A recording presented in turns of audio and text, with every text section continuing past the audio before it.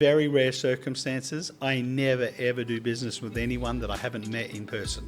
If that means they have to fly to me or I have to fly to them, so be it. What we're trying to do at the Entrepreneurs Group is be more an end-to-end, so that if people, from when they have an idea to when they've exited and they want to reinvest their money, we can serve them, through sets of financial services. So that's a big piece of what we're trying to do. People are often scared of financial numbers if they're not financial people. But finance is the heartbeat of, cash is the heartbeat of a business. When I look at a business, I'll look at the profit and loss, but mostly I'll look at the cash flow and the balance sheet and see if they match, because that's where you can understand. And if you look at cash flow, you understand what drives people's priorities. So lots and lots of founders, when I ask them to go through the financial projections, they turn to their finance person or say, oh, you need to talk to my CFO. My thing is, if you're a founder and you're running a business, you should know every day how much money's in the bank, what you owe, what the sales are, what the sales pipeline is. You should know what you're taking. If you were to ask me what do I think in 6 years' time my business will be and what it'll be worth, I'll tell you. Entrepreneurs overthink everything, and what often they just need is somebody with more experience to say, the last 10 times I was with you, you spent half the time talking about that one employee that's using too much energy. Fire them. You're stressed about this. You've spent 4 weeks trying to get this pitch perfect for the customer. Stop it. Just go see the customer. Fast fail. A lot of what people need is just the confidence to make decisions. My standard thing was to ask people, so why are you here? What are you looking for? People would be looking for a job or a partner, someone to invest in there, whatever. And I would write on the back of their card what they were doing, why they were there. I would never tell them what I was there for. I would only ask other people why you're here. In my office the next day, I'd turn all the cards upside down, and it's like one of those kids' games where you connect the pairs. So someone was looking for properties to invest in and someone was looking for a property developer. I would then call on my desk phone, because no mobile phones. I would call and I'd say, Sue, did you meet Larry last night? He was at the event. And I remember now, you were looking for investors. She'd say, no, which one was Larry? And they're the guy with the weird tie. Oh, I saw him, but I never talked to him. Well, do you want his number? And I would just connect people together. In a world obsessed with unicorns and quick exits, very few people are asking the bigger question. What kind of world are we building? Today's guest is not just asking these questions, he is the living answer. Michael Gale, the founder of the Entrepreneurs Group in Abu Dhabi. He has spent his entire life building not just companies, but entire ecosystems, bridging continents, connecting founders to global capital, and reminding us that entrepreneurship is far beyond profits. From launching his first business at age 15 to scaling tech giants across Silicon Valley, Asia, and the Middle East, Michael has lived the full arc of what it means to bet on yourself and win. But what sets him apart now is his mission to turn ambition into legacy, especially in places the world often overlooks. This is a conversation about mindset, mentorship, and what it really takes to build with purpose in today's world. Michael, welcome to the I Own magazine. We're so glad to have you here today. Thank you. Thank you very much. I'm very glad to be here. That's great. I think we're going to have a wonderful and very insightful session today. So let's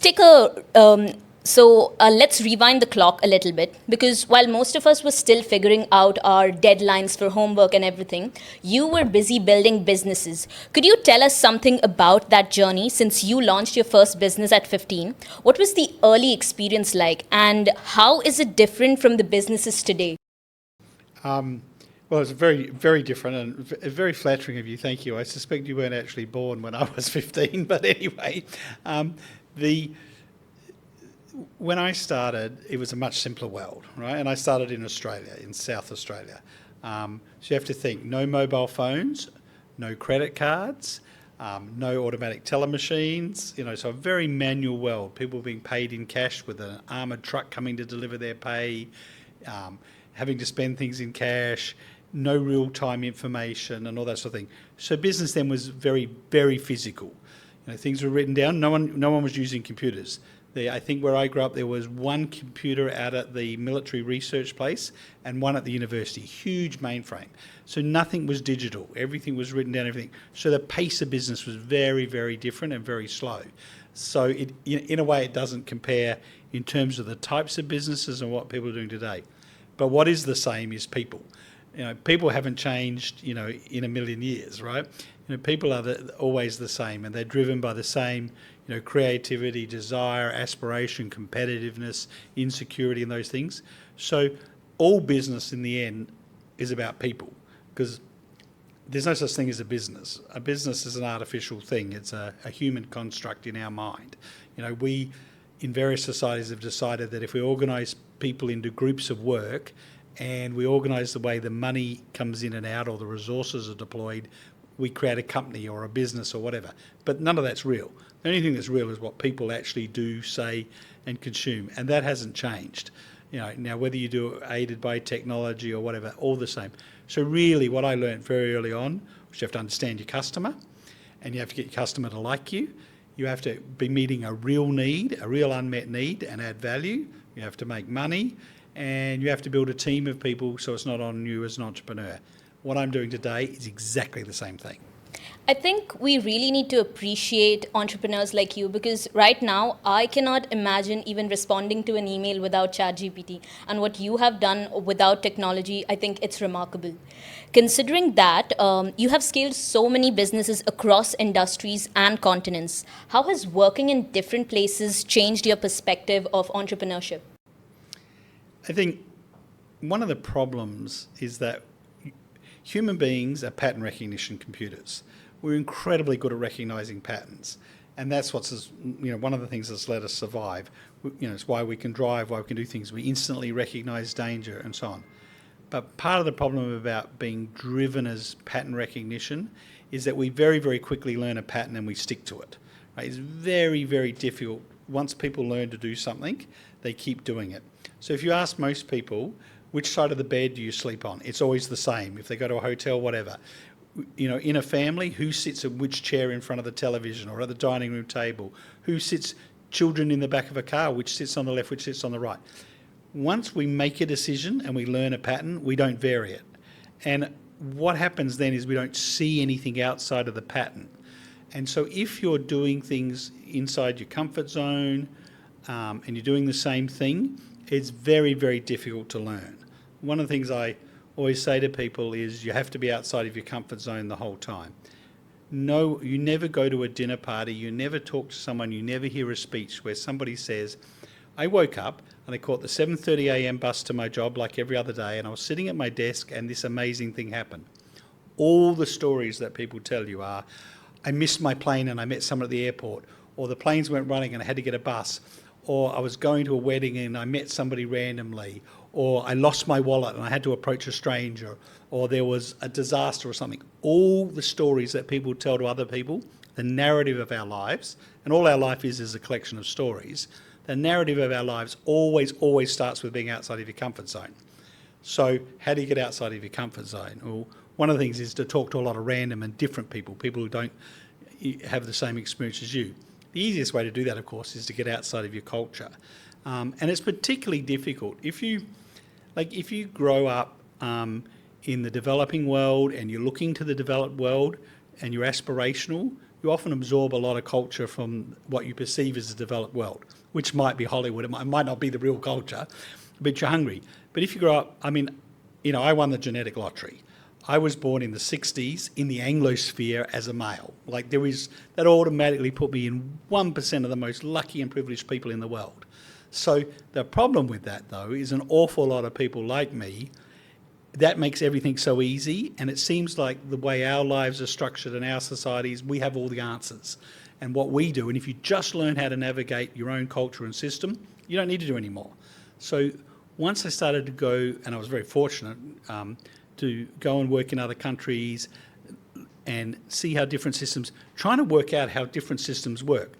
How people, like the simplest thing, Indians say yes by nodding their head in a way that we think is no, right? So you think, why is this person disagreeing with me? And there's just so many examples of things like that where you don't understand what's going on.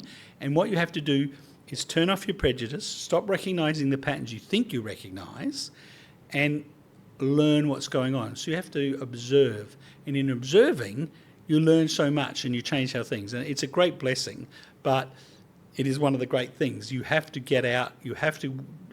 Nobody should be, my wife has a great saying. She says no one should ever be allowed to be the leader of a country or in a senior political role unless they've spent at least several years living and working in a country where they don't speak the language when they went there. And I really believe in that. I think so much of becoming an entrepreneur is mainly networking. Like, location does shape the hustle, but I think the mindset is what survives across borders. And like you mentioned about stepping outside of the comfort zone, it really puts you in the process of becoming. Like how you've mentioned that you had the privilege to step out of your comfort zone and network with people in person. Because right now we network around the world through LinkedIn and everything, and you got to do it in person. So I think that was much more challenging for you, and you got to do a lot more things, because there's a difference between being in person and actually doing it online, right? It's completely different. And again, this goes back to the thing, I was born in a very privileged environment. When I was first travelling as a child, until the 747 started flying in like the 1970s, it was extraordinarily difficult and expensive to travel. I can remember going with my family from Australia to the UK. My mother was going to do a visiting professorship at Oxford, and the cost of the economy class ticket for the family was the same as her annual salary, right? So, which the university paid, otherwise we wouldn't have gone. But so access to that was very, very difficult. Whereas now you can travel, you can do things. I think you can do more than you realise though. I think it's so easy to think that you have, connection with people online. I can remember when my youngest son was, a kid, and Facebook and all this was first starting, and him talking about doing something with his friends, and us saying to him, those are not your friends. Those are people that are in online community with you. And I've kept it to this day. Except in very rare circumstances, I never ever do business with anyone that I haven't met in person. If that means they have to fly to me or I have to fly to them, so be it. There's lots of people I've missed the opportunity to do business with, but humans are, we're animals, we're social animals. If you're not in a personal sitting, you don't have the casual conversations, because we don't both look out the window and say, that's an odd truck going by, and have a conversation about trucks. When you're online, you just focus on the online and you miss things. You don't have the greater context of what's going on. Good example, to take it away from the personal realm, but obviously in personal meetings, you get to see what people look like, what their body language is, how confident they are, how they dress, all sorts of things. But anything you look at, where you look at the data, if you were to go and have a look at when Edmund Hillary first climbed Mount Everest, if you look at the press leading up to that, it's very different if you search it. If you go and look on Wikipedia or you Google Edmund Hillary, you'll see he was the first person to, actually it was the Sherpa, but he was the first white guy to climb Mount Everest and be seen to be doing so. And you can learn all about his history and everything else, and that's all you know. But if you go to and pull up the old newspapers, or go and get the microfiche of the newspapers from a library, you'll see that in the weeks leading up, the big story was actually there was him and a Japanese climber, and it was rivaling to who was going to be there. But actually the day before, in the English-speaking world, the biggest story was that the Queen was about to become the Queen, and it was her coronation. There was this couple of people climbing history, and you start to see the history and the beginning of a new era in the Commonwealth and so on, and you get this whole different perspective. That's what it's like when you meet people. You get the context. Where did they sit? Did they come in an Uber or on a bicycle? Did somebody drop them off? All those things. Did they sit nervously? Did they come early? Did they come late? When you click into a Zoom or a Teams or whatever it is, you don't see any of that. And that's the same thing. You see the result of what they want you to see. And we all do that. I really, really always urge people, the longest relationships, because all you're doing when you're meeting people should be establishing trust. Is this a person I would trust? Will they trust me? Later you do business. You shouldn't be going to things as a transactional. I want to sell this. I want to get a job. I want you to recommend me. You're just there to build a human relationship. Very difficult to do that by remote. And of course now it's even harder. And it's like you say about, well, it's hard to answer emails and things. But I know when someone writes me, when I send someone a WhatsApp, I know when they use AI to write it back, because it's sappy and overly polite. I'm like, no one talks like that, and so on. And you know what I feel at my age? I feel like I'm so unimportant to you, you couldn't even be bothered to write me. You let your computer write to me because I don't count, right? I'm just another person. Whereas in person, you would never do that. You wouldn't, if I said, oh, how are you? What do you think about this new thing that's happened. What do you think about that presentation we saw? You wouldn't pull out your phone and say, let me type into ChatGPT and see what it says I should say. You would tell me, and you would say and and you'd make a mistake, and your grammar might not be perfect, but you would be human. That's the point. Yeah, I think what people forget at the end of the day is like people connect with people more than anything. And like how you mentioned the trust bit, I think it's very accurate. But like I do have one thing contrary to that. Let's say like you have someone you met online and there's a preconceived notion or rather a fact that somebody in business or somebody who's an entrepreneur, they mainly focus on profits. Would you be willing to compromise on profits because you can't meet them in person or you get to do it online? Because let's say you have more profit through this online person rather than someone in person. So would you like compromise? Because like you mentioned, you would never do business with someone if you don't meet them in person. Would you compromise on profits then? Yeah, so let me qualify. And it's good for you to say something contrary. I'm deliberately controversial because it gets people talking and thinking, right? So, just to modify that a little bit, there's lots of things I would do online, like talk to my bank, because I don't trust them anyway. The telephone company, all these sorts of people, the airline, there's lots of interactions with people where it's not that important, there's not that much vested in it, and where the trust has already been externalised by the system. If I go to a court case and they do it online, I know how lawyers work, I know how judges work, I know what the law is, I trust the process. If you're applying to the bank for a loan and they want to do the KYC photo online, well, you know how it works. So there's a lot of things that don't matter, right? But if it matters, if I was going to do it, so if I was selling a car, I've got a car sitting, in the US, in Australia, I'm not using it and someone wants to buy it, of course I'd sell it. I'd do a deal with them and I would sell it to the person who was online if they were paying me more, absolutely. But those are sort of transactional trading, and I'm not going to do business with that person again, right? But when you're forming, most of the great things that happen to you as an entrepreneur is these sort of accidental, serendipitous things, because you're outside of your comfort zone, but it's also when things go wrong. You need people that'll help you, that'll give you a bit of extra money, that'll give you an order, they'll introduce you to somebody when they probably shouldn't. You're not quite there because they trust you and you've built an ongoing relationship. So that's really what I'm talking about. When you build relationships that are going to last, I have people that I've known for 35 years. If I called them up today and said, I've got an incredible deal, but you need to borrow $1 million this afternoon, they would believe me. But they don't believe me because it's an incredible deal. They believe me because they've known me and been in and out and seen me lose money, make money, work with them, and there's a whole relationship. So not every interaction with people requires in-person. It's more when you think that this could be where you're looking for long-term relationships. So if you're in a business, a retail business, and people come in and out, location matters. A lot of business doesn't matter. But if you're, I'm an investment banker. We sell money, right? It's a professional service. People need a lot of trust. It's like lawyers, accountants, people in the religious fields. So if it's a relationship-based business, and that's where you need to build trust. And as an entrepreneur, no matter what the business is, there are certain aspects where you need to build trust. Investors, lenders, key ongoing customers, employees that you want to bring on. So those are the things that lend itself to the in-person.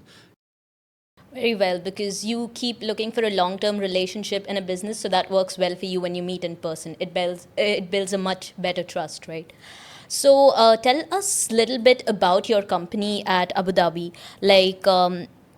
At the Entrepreneurs Group, you don't just invest money or you don't just focus on the profit bits. You invest strategies, network, and mentorship. So how does that partnership look for a founder? Can you walk us through the process? It's all about the sort of soft things.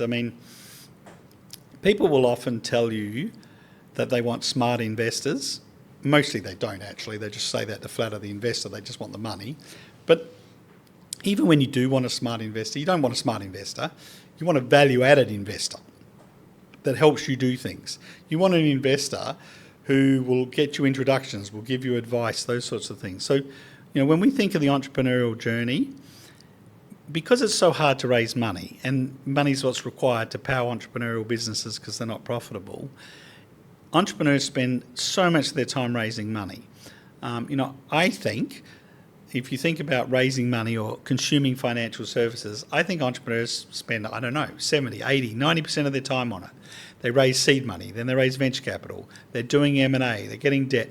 Entrepreneurs spend so much of their time dealing with the financial industry, and also they have to deal at different stages, you have to deal with different parts of the industry. You might be talking to angels, then venture capital, then bankers, and so on. So, what we're trying to do at the Entrepreneurs Group is be more an end-to-end, so that if people, from when they have an idea to when they've exited and they want to reinvest their money, we can serve them, through sets of financial services. So that's a big piece of what we're trying to do, is make it so that if people decide to work with us and we decide to work with them, then it's a long-term partnership all the way through on the consumption of financial services and helping amass and manage the money. But then if you think about it, if you're going to be long-term with people, well, what else do they need? They need to hire people, they need to gain customers, there's all these other things they need, advice and mentorship. So anyone can invest money, right? And money is a commodity, right? It's like oil. A barrel of oil is a barrel of oil. A dollar is a dollar. It doesn't have any intrinsic value, and it has no judgment. Money, how water follows the least path of resistance to the sea, money's like that. And money will alight on smart people, stupid people, good people, bad people. Money's just money. So getting money, when you're an entrepreneur, you think that that's the most important thing, because it's like oxygen. You're fighting to breathe, so you have to get money. But once you've got the money, that's not actually it. It's all those other things.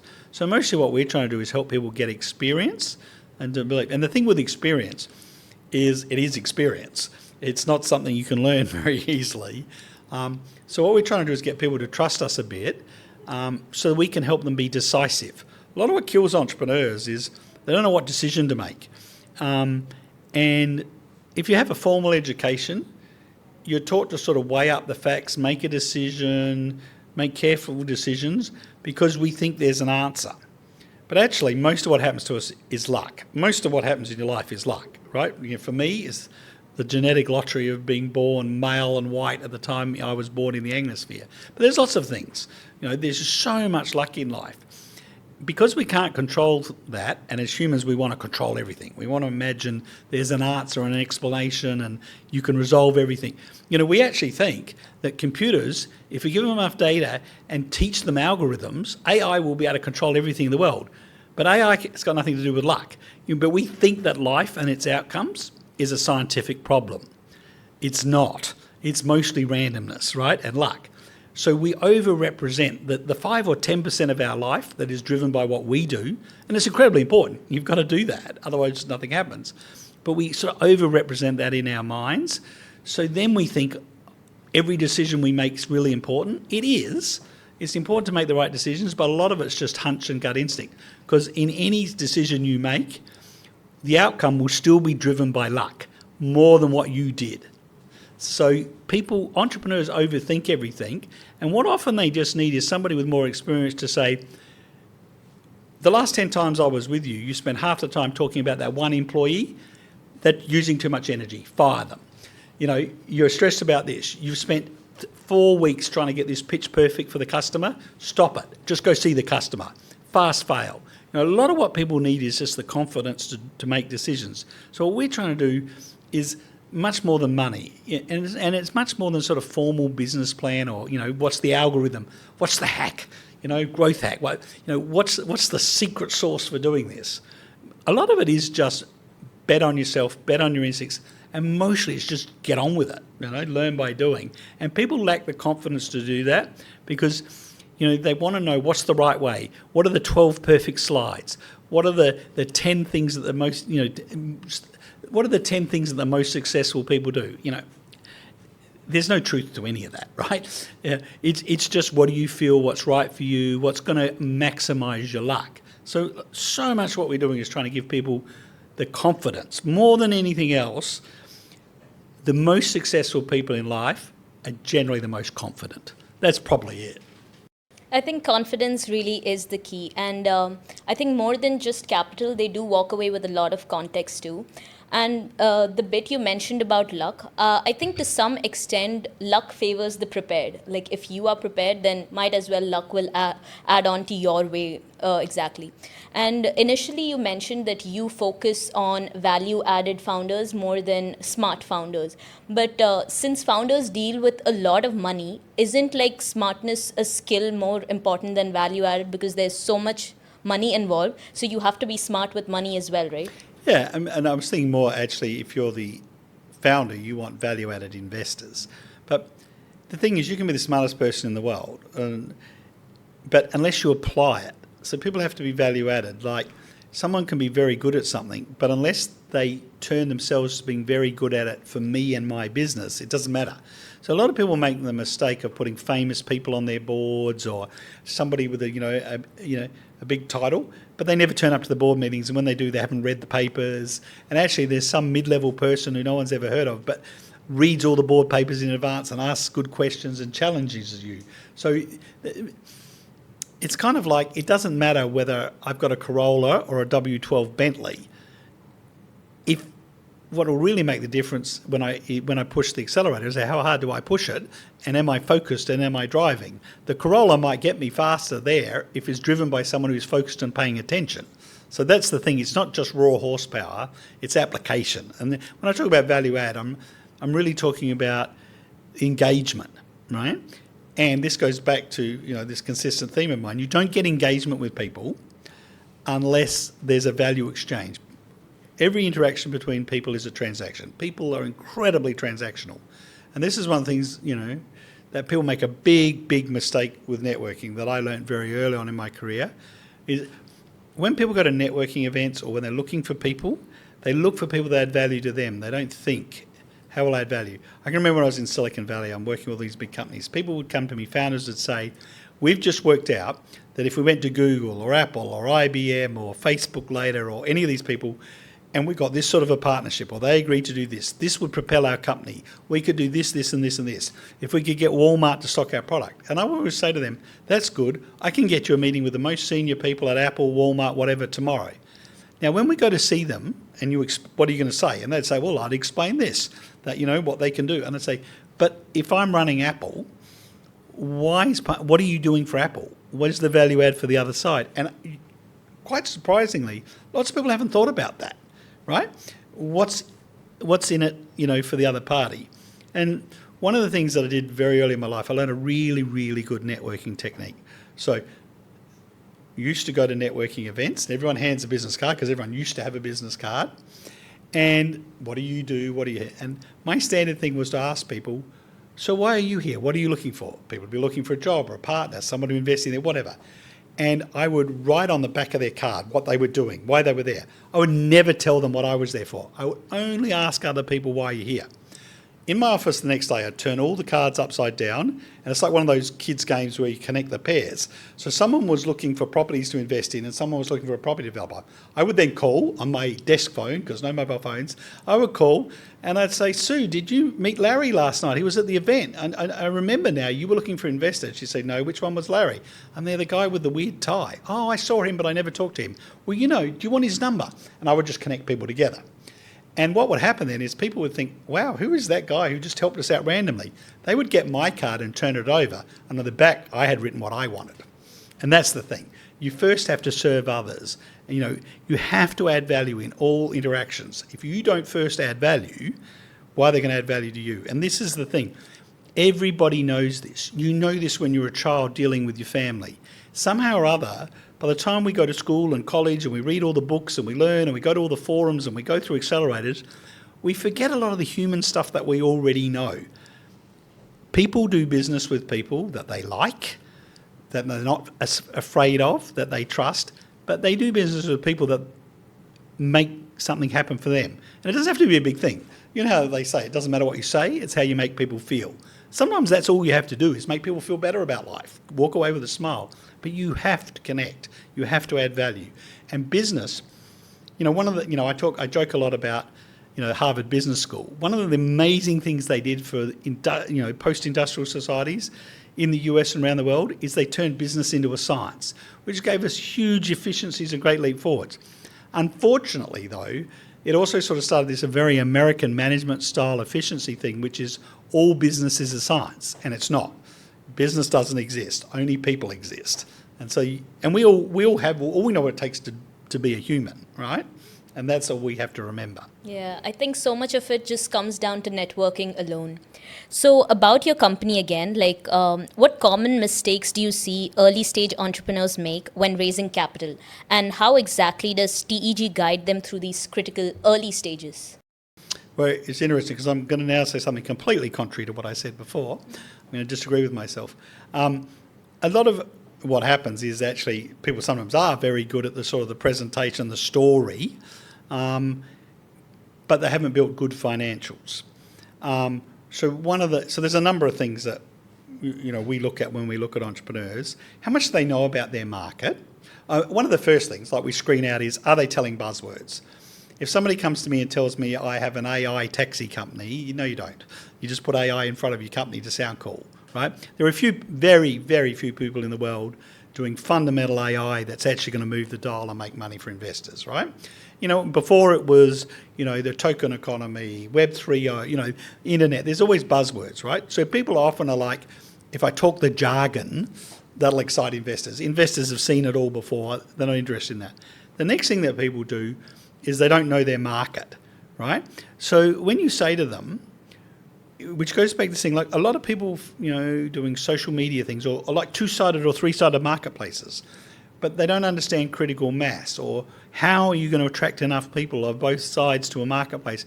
They haven't really thought through the user experience. They've thought about, I've got this great idea or this great technology, but they can't really explain the user journey. If you say to them, describe to me your target customer. What are they like? What's their demographic? What's driving them? Why are they going to become a repeat customer?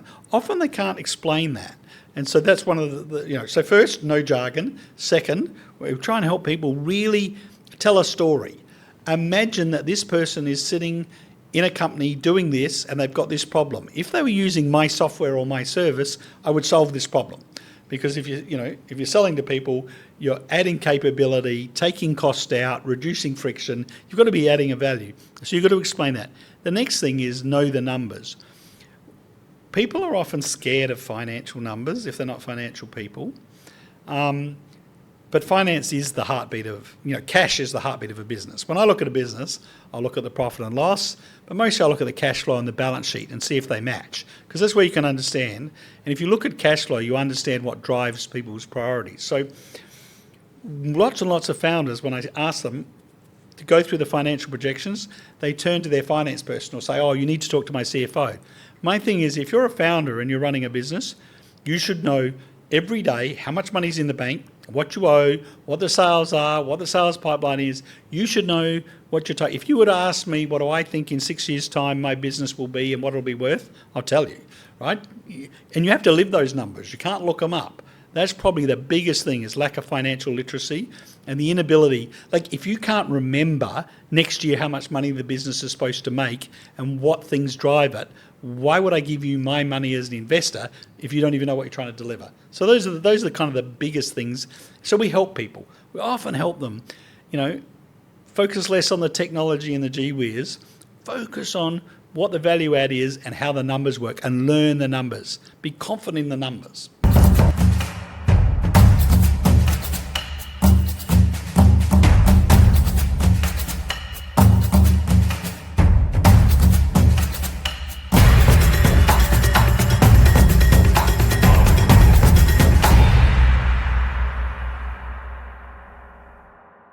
I guess the gap between idea and investability is mainly clarity and maybe not creativity. So, for example, if we consider Shark Tanks, do you think the sharks focus more on their financials or how good their pitch is?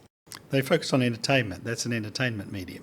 But they come for funding at the end, right? To invest in their company. They're looking for investors at the end, right? The people presenting are. The sharks are looking for publicity and to be on television, right? And to drive other parts of their business. And the people producing it, it's just an entertainment product, right? And the problem with that format, it's kind of like watching Trump when he had The Apprentice. television works well when there's controversy. Like the cooking shows, someone gets fired or relegated, they have to give up their apron. They interview people in the back of, the house and who's going to get thrown out. It's the tension and all that. So those things are optimised for very short pitches, controversial. A lot of the time you look at those Shark things, they embarrass the founders or humiliate them, or, which we would never do, right? Because it's all wrong. So I'm not a big fan of those shows, as you can tell, but I think that sort of hothouse environment, you're not going to engage with an investor who's really going to invest in you in a competitive, hothouse. It's like a beauty pageant, right? And that's not really probably the best way to find somebody. Understandable. So while Dubai is often called hub for businesses, why did you choose to headquarter the Entrepreneurs Group in Abu Dhabi? Well, at the core set of people we work with are families with fairly large amounts of intergenerational wealth, and we work almost exclusively with Emirati and Saudi families, and the bulk of Emirati wealth is in Abu Dhabi. So just to be really clear, we're in Abu Dhabi because that's where the money, particularly the local money, is. So a very good friend of mine said something that I really like, who's Emirati, who was saying, in Dubai we are building a world-class international city. In Abu Dhabi we're building a world-class Arab city. So so for us it's just about the target audience. It's easy to find entrepreneurs who need our help, and most of them come to Dubai. We're in and out of Dubai every week. We're seeing people, but they'll come to us. The hard thing to find is the investors who sit behind us with the money, and they're largely in Abu Dhabi. So to be honest, we went where the money is. Okay, I feel like Abu Dhabi is like the underrated power move, but it was like deeply intentional because it sounds like a strategic shift where you've chosen like patience and policy over like hype, because most of the time I think there is more of hype culture in Dubai, and there's a strategic choice for Abu Dhabi about what you said. Right. You have this beautiful theory where you compare building startups to the ancient Indian game of snakes and ladders. How can founders implement that mindset practically in their journey? This goes back to this sort of opportunistic thing and what we were talking before about luck, and how you were saying if you're well prepared. There's all these sayings, luck favours the brave, it's better to be lucky than smart, and you can manufacture luck. One of the best things, one of my colleagues, a guy called Luke, he has this thing, I never forget when he first said this to me. He said, what you've got to do is increase your surface area of opportunity. So I think of it like a small sailboat sitting on a lake and there's no wind. You don't know where the wind's going to come from. So what you want to do is put all your sails up and be pointing in every direction. So wherever it comes from, you can catch the wind. So with luck, you need to greatly increase the surface area of opportunity. So you need to be at more events, meet more people, try more things, read more things, watch more podcasts, consume more things. And then you just need to get really good at recognising, what's a ladder, so you can hook up the ladder and avoid this, going down the snakes or the chutes, as the Americans call them. And I think, if you think about that game, you roll the dice, you move, and it is just luck, right? But imagine if you could modify it slightly so you could, a little more strategically roll the dice. It'd be a little different, we land. But one of the biggest things would be just if you got 10 turns for everyone else's one turn, you'd win, even if you hit all the snakes, because just the mass of the luck, because you in the probability. So that's about this surface area of opportunity. The more things you do, the more times you'll see a ladder. Also, the more you do, the more you're likely to recognise a ladder. That's the key. So the trick is like to learn how to fall, but still keep rolling the dice. Yes, exactly.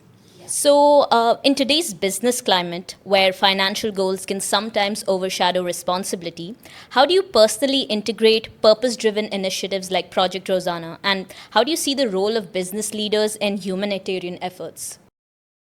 I mean, it's a bit varied, right? Because there are many different types of people doing many different things, and there's also a generational thing, and some of this has to do with people's own personal belief systems, whether they're religious, what religion it is, cultural, how they were brought up. And there are a lot of very, very successful people who've made a lot of money, who've given a massive amount back, and that's central to who they are. Now, some of those people, They made a lot of money and then they started a foundation, right? Because they wanted to give back, sometimes cynically because it's good, on the tax. But there's quite a lot of, successful people who don't have any. I mean, Bill Gates, love him or hate him, he's giving away all his money and he's very active. He's probably personally one of the people, he and Melinda are the people most responsible for eliminating malaria in the world. You compare that with Elon Musk, who I've never ever heard of an Elon Musk charity or anything he's given money to, So very different outcomes for people. So I think it's innate in people. I think there's no good saying, like people saying if you need a purpose-driven life, you need to help others, you need to give back. Sometimes that's just not in some people, and they're just fine, right? So there's no good faking it. There's no good pretending that you care about things that you don't care about, and you can lead the world and do great things. Going back to that example, without Elon, we wouldn't have sped up the space program. We wouldn't have electric cars in the So there's different ways to impact on the world. But if you think about the sort of charitable side, it's very personal. So for me, every business I've ever had, that you sort of start with survival. The old Maslow's hierarchy of needs kind of thing. So you start with, you have to survive, you have to pay your people and everything else. But once you start to be successful at all, you start either because you want to assuage your guilt or because you really care, but you want to start making a difference. And for some people, that's a difference in their employee base or sponsoring the local kids, team or something.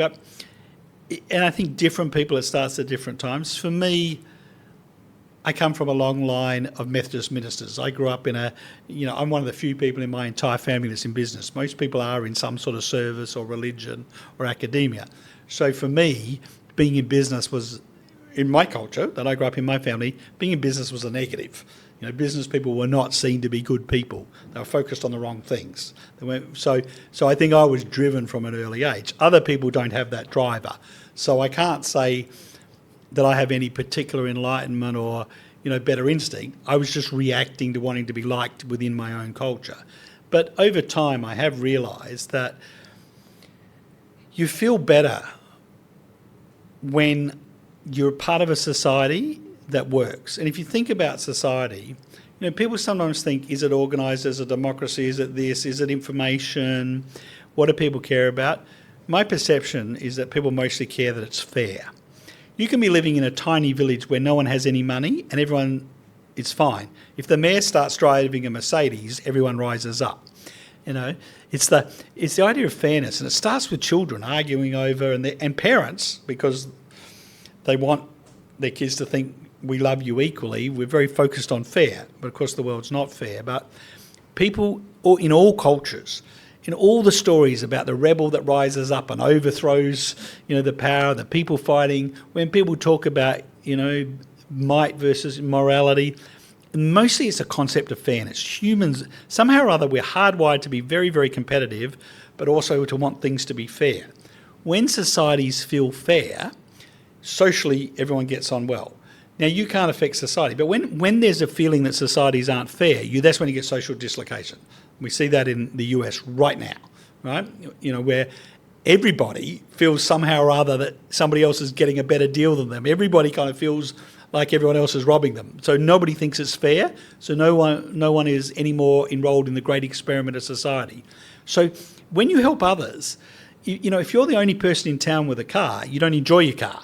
Whereas if everyone's got a car and you can compare stories, if you feel like you're above people and other people and you have to keep yourself separate because they're the staff or they're the this or that, you don't actually enjoy life because you have to be walled off and separate.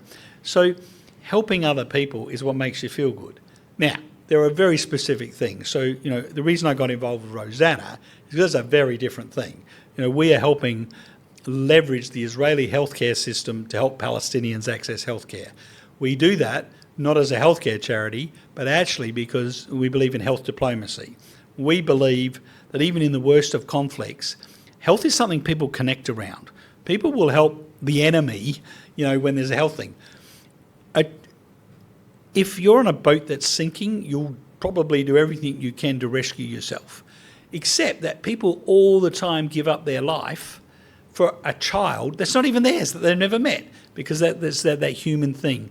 So we find that accessing healthcare, things like that, those are the sort of fundamental blocks that bring peace. So we talk about peace diplomacy. Obviously, since October the 7th, it's been a very difficult environment there, but we still believe if you connect people. So that's a very special project. That's much different to normal philanthropy because it's not really about money. It's about, coordinating of delivery and making things work and, unfortunately in a war environment.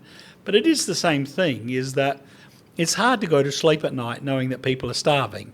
It's hard to go, to sleep knowing that if something happens to my, kid, an ambulance chopper will come and take them to hospital. Somebody else can't even afford to get a taxi to the hospital and the hospital won't treat them. Fairness. So I think it's how you look at it. And it's, again, I think it's because I've lived in so many countries and spent so much time in places where people didn't have the privilege I had, that it's made me very, very conscious. And that's why this sense, but it's not really about giving back or feeling better. I am more successful when I operate in a world where everything's fair, because there's more customers, there's more consumers, there's more entrepreneurs because they're not held back. So I think you need a holistic and fair society. And as humans, despite our Darwinian competitiveness, we're also very cooperative. The only reason we're the species we are and the success we are is because we cooperate.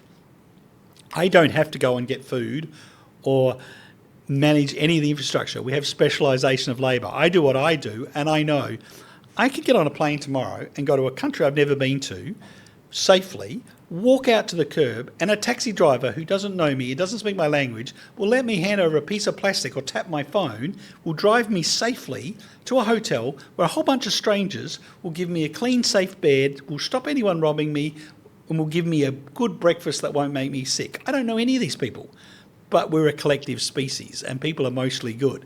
So charity, all those things, it's just an extension of actually we all want to live in a society that's kind. Is really what it works out to be. That's exactly where capitalism becomes character. And when capital moves with conscience, I think it just goes beyond all the bottom lines. One final advice, mentorship is critical, but not every founder finds the right mentor early on, right? So how should entrepreneurs choose a mentor, and how necessary is it for building sustainable success? And I think mentorship is sort of a common thing across cultures, but the problem is you tend to get mentored. You get naturally mentored by your parents, you get mentored by school teachers, you get mentored by, you go to work and somebody more senior or older than you gives you mentorship. But of course, if you're a founder, you want to get outside of your comfort zone, you're doing something new. No one in your family's built a business before. The place where you were working, you don't, so the mentorship doesn't happen naturally. And most mentorship happens naturally. Most people in their career, somebody doing a similar thing to them naturally becomes a mentor. So if that doesn't occur to you naturally and you have to go find a mentor, I think it's actually quite challenging. People don't think, well, how do you find a mentor? And it's more challenging. Like, for instance, it's much more challenging for women than it is for men. Women often nurture more, but women often don't mentor other women as much. And that's another whole topic that's very interesting. But so there are more established cultural norms around males mentoring other males. But even then, your problem is you're most likely to ask a mentor that you're comfortable with. But often you actually need somebody completely different. So my thing is you do have to consciously probably research and pick the right mentor, spend time with them. And then the greatest trick of all is you ask somebody, will you mentor me? What's amazing is very, very few people have the courage or the confidence to ask people to mentor them. And I was surprised early in my career. I can remember asking somebody who was incredibly famous and talented and obviously way too busy to have time for me to mentor me. And they're like, no one's ever asked me that. I'd be happy to. What about every second Tuesday? And I was like blown away. Listen, what about we have breakfast early every Tuesday? I couldn't believe it. And I'm the same. I think the thing is, if you pick the right mentor, and you've got to make sure you think they are the right one, the easiest way to get a mentor is just ask. And then you might have to ask a mentor and they'll say yes. You might need to ask 10. But if you ask, people will mentor you. And people who have no reason to be kind to you or invest in you or help you, they just do. Again, back to this weird social structure of humans. Like the most easiest way to get people randomly to help you is just to ask. And people find it hard. If you ask for people's help, I need to go to the bathroom. Can you watch my computer? Can you give me a lift to the station because I'm going to miss the train? There's no cabs. Would you mind if I sat on your table? Can I borrow this? Can I? It's amazing. Nearly all the time, most people say yes. So mentorship's like that. But most people, if you would ask most people, how often have you asked someone to be their mentor? Most people say, I've never asked someone to be my mentor. It occurred naturally. So that's my advice would be, just start asking people. Yeah, I think it's a very courageous step to ask for help at the end of the day. This was very insightful and very anchoring. And there's a beautiful through line in everything you shared today, that entrepreneurship is not just about building ventures, it's more about building relationships and vision. So before we let you go change the world some more, we would like to extend a token of appreciation, not to match your wisdom, but for sharing it with us so generously. We have a beautiful hamper from our gifting partner, Araya. It is an award-winning luxury chocolatier from the UAE, renowned for its craftsmanship and signature creations, led by Vaishali Singh. Shukran, I love chocolate. Thank you so much for joining us today.